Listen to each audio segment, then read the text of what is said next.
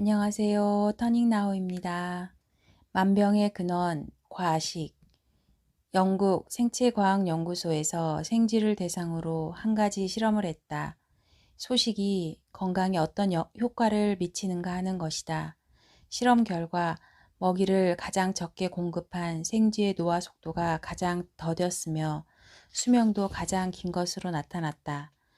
몇십 년까지만 해도 결핵으로 죽는 사람이 흔했다.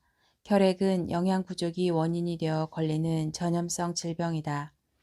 과거 물자가 부족했던 시절에는 영양 실조에 걸리는 일이 많았기 때문에 잘 먹는 것이 복이었다. 하지만 우리나라가 선진국의 반열에 오른 지금 우리는 너무 잘 먹고 있다. 오히려 가난할수록 패스트푸드 같은 정크 식품으로 끼니를 때우기 때문에 비만에 걸리는 경향이 있다. 일찍이 우리나라 역사상 지금처럼 먹을 것이 풍부하던 때가 없었다.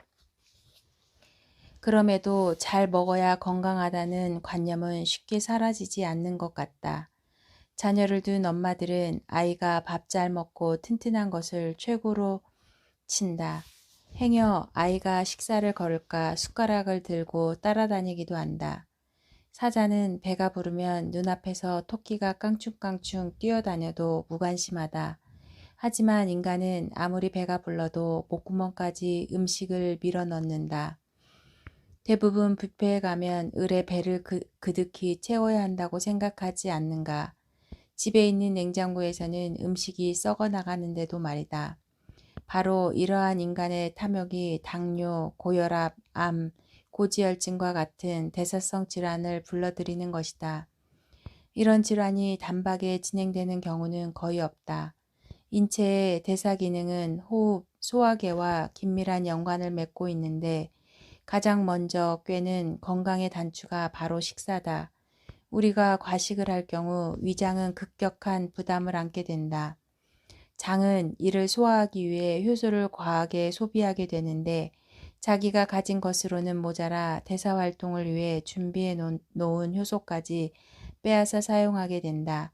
그 결과 장은 장대로 부담을 안게 되며 대사활동에 써야 할 일꾼을 빼앗긴 대사계도 큰 혼란에 빠지는 것이다. 대사계가 이를 못한다는 것은 피 속의 노폐물 양이 늘어난다는 말과 같다. 피가 더러워지면 인간은 죽기 때문에 우리 몸은 죽음을 조금이라도 지연시키기 위해 최선을 다할 수밖에 없다. 이렇게 해서 정상적인 방식이 아닌 소변을 통해 노폐물을 배출하는 응급책을 쓰게 되는 것이다. 그럴 때 빠져나가선 안 되는 것까지 같이 빠져나가는데 대표적인 것이 에너지원으로 쓰이는 당이다.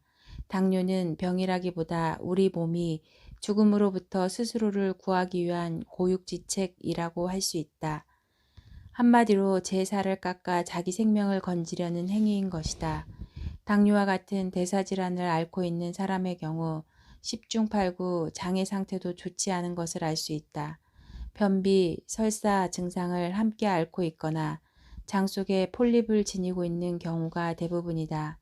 우리 몸은 하나의 유기체로서 어느 한쪽이 안 좋으면 다른 한쪽에서 방어에 들어가 같이 나빠지는 경향이 있다. 이 기나긴 사슬의 첫 번째 고리가 너무 많이 먹는 것, 바로 과식이다. 장이 약한 사람의 경우 과식을 하면 바로 화장실로 달려가 설사를 하게 된다. 이는 우리 몸이 장에 부담을 주지 않기 위해 음식을 빨리 배출하려는 현상이다.